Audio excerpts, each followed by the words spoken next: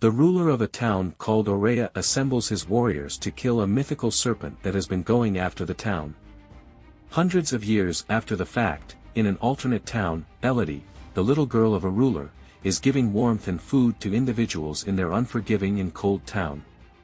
Ruler Bayford gets a proposition of marriage from Sovereign Isabel of Aurea for Elodie.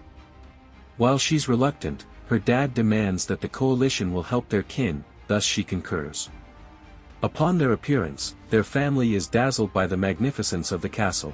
Elodie is accompanied to her room, and from her gallery, she wonders about the view. She meets the sovereign and ruler Henry the following day, and they are dazzled by her beauty and mind. Elodie and Henry take a walk so they can get to know one another. She finds that he shares her energy and longing for voyaging. After an endeavor to familiarize herself with the sovereign gets repelled, woman Bayford, stepmother of Elodie, gets a terrible inclination about the wedding in the family. Around evening time, she lets Elodie know that this is a mix-up. There's actually time to alter her perspective, yet Elodie chooses to proceed with the wedding. After the wedding, Elodie and Henry take a chariot to the mountains, where a gathering wearing gold veils anticipate. The sovereign recounts the narrative of the mythical beast and how the ruler was given his opportunity in return for 3 of his little girls. Thus started a custom of forfeiting people for harmony. The sovereign cuts both Elodie's and Henry's palms and they hold hands, so his regal blood is on her.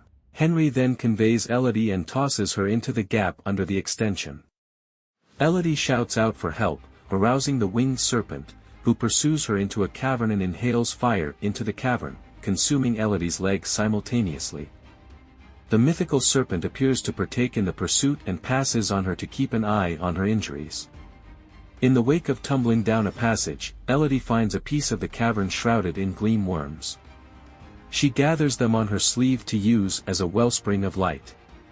Close by, she tracks down a lake, yet the water is dinky. She sees icicles above, which are taking care of water into the lake, and holds her mouth open so water dribbles into it. The winged serpent returns, making the ice soften, and blows fire at Elodie. She runs, getting away into a cavern where the mythical beast can't contact her. In this cavern, she sees the names of the relative multitude of past princesses cut into the stone. As she rests, Elodie dreams about the ones who likewise concealed in this cavern.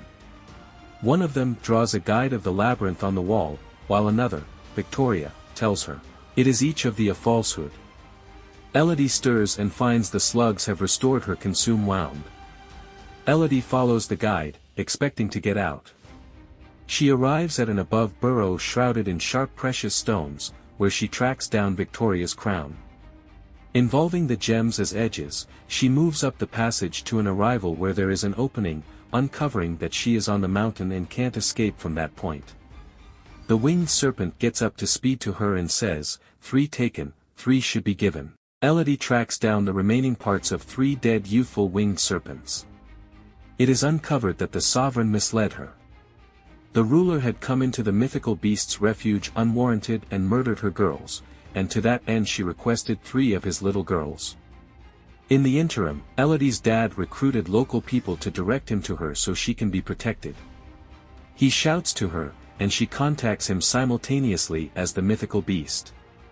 As she stows away and watches, the mythical beast lets her dad know that Elodie is alive and watching and that she can smell her illustrious blood. This prompts her dad to arrange Elodie to stay in stowing away. The winged serpent kills him and starts looking for Elodie. The aide occupies the mythical serpent, so Elodie can express farewell to her dad, who advises her to circumvent utilizing the ropes and that her stepmother and sister, Floria, are sitting tight for her at the port. She escapes with her hair, yet the mythical beast leaves the mountain looking for her, compelling her to conceal under certain stones. The sovereign, irate at these occasions, holds on to Floria all things considered, to forfeit.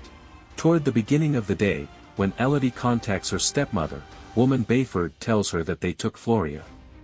So she embarks to safeguard Floria, remembering her means from her most memorable time in the cavern. She explodes some protection, making an interruption so she can save Floria from the nest. Be that as it may, the winged serpent makes up for lost time to her, and a searing battle follows. Similarly, as Elodie is going to surrender, she feels the spirits of the lost princesses with her and incites the winged serpent to blow fire. The mythical serpent does. Yet it skips crazy and consumes herself. Elodie lets the mythical serpent know that they were both deceived. Elodie was recounted the way in which the mythical serpent unleashed destruction upon the town, and the winged serpent was taken care of blameless girls camouflaged as royals. The mythical serpent then advises her to end it, however Elodie gets the gleam worms to fix the winged serpent's consumes all things being equal. Back at the royal residence, Henry is being married to the third and last princess for the penance when Elodie makes an entry. She persuades the princess to take off, incensing the sovereign. The mythical serpent then, at that point, comes and sets the royal residence ablaze as Elodie leaves the castle. Eventually, Elodie, Floria, and woman Bayford set forth home with an abundance of provisions to keep their kin supported. The mythical beast flies back home with them.